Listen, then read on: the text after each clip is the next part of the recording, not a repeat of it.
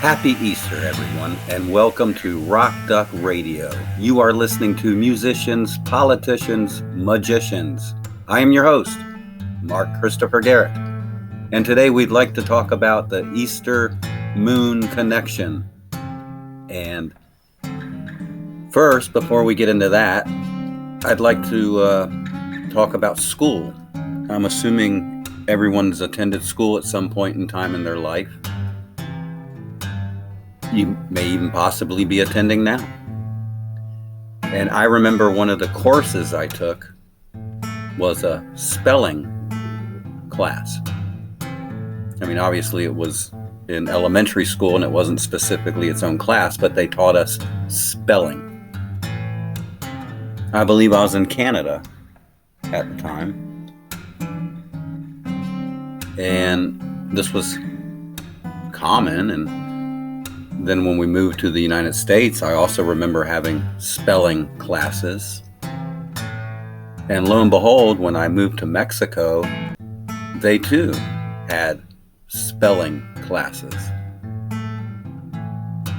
Now, I find that interesting because no one has any issues with learning how to spell and proper grammar and the alphabet and all of these things. And later, I became an adult, went through life, got to where I am here. And the big thing now is everyone is doing podcasting.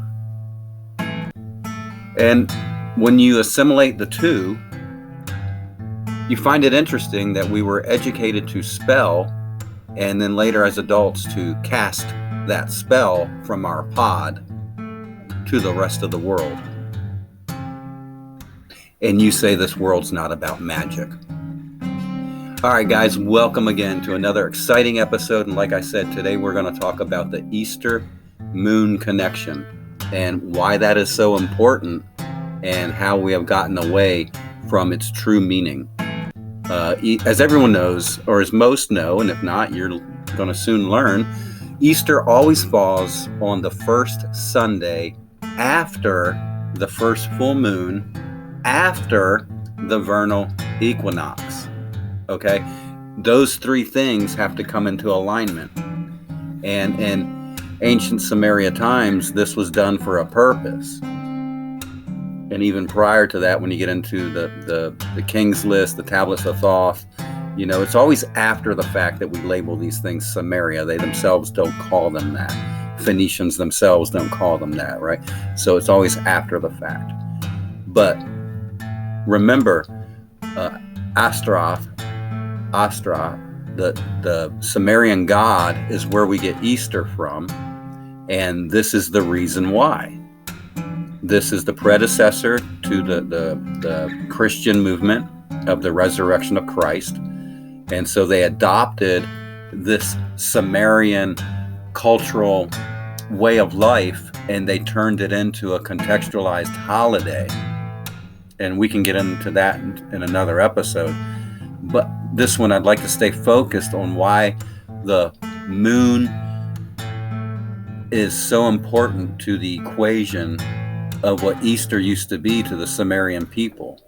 Now, if you guys have been following me and my podcasting series, as I'm casting my own spell, then you will know that the pyramid and the the pyramids and the moon have a connection.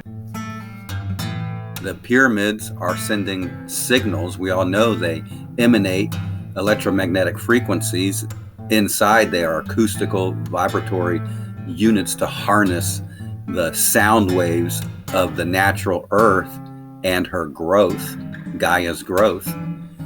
And they send those signals back to the moon so the moon can calibrate itself in real time, as it still does today. Yeah, you heard me right. It's still doing it today. And then it course corrects and keeps the planet on the trajectory to terraform it, to keep it for human purposes. That's us. This is our true heritage. This is Atlantean heritage. This is where we all come from. This planet's name is Atlantis. When we seeded this planet, we named it Atlantis. When the moon corrected itself the first time, we obviously had the huge flood because of the course correction. That was unavoidable. And hence, since we've had several other major global floods or semi-global floods, these are recorded in all civilizations throughout all history, everywhere on this planet. Here's where we're at today. And the reason why this holiday is still so important is because they can't hide it. In the ancient ways, this was the new year, because this was how we calibrated and readjusted the time to reset the time clock itself of the precession, which is the 72,880 year revolutional cycle to go around the entire precession of our galactic, circumference. This is what the high priest knew. This is why all pyramids and all ancient temples and civilizations are built with astronomical alignments. It's not that they had studied the stars to do that. They purposely parked the moon that we built in ancient times to terraform this planet, and it is creating that star system. The moon itself, because of where it is in the location that it parked itself with this planet Atlantis, is how we get not just our solar system, but our North Star and all of our astronomy and astrology. All of that can only happen because of where the moon is and its relation to this planet.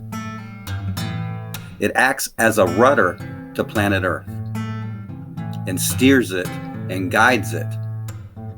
Those of ancient times knew this, and that's what was the big secret that everyone was keeping, which is why the pyramids were revered. That's why China's covered up their pyramids. Others have just gotten overgrowth. And obviously there was a rebellion at one point in time against those that knew and those that didn't know. And now it seems nobody knows. And that was the very initial commandment. You see, most people think there's 10 commandments, but you guys keep forgetting that 0 is a number. And that commandment is, thou shalt not know. Thank you for listening to Musicians, Politicians, Magicians. This was the Easter holiday rendition version. I hope you enjoyed it. Like I said, if you're interested in learning more about the pyramid moon connection and why all of this is relevant to everything that is happening and why all holidays are based around that, then check out some of my other videos. I think you'll find them quite enlightening. Thank you for listening. Rock Duck Roger Dodger over and out.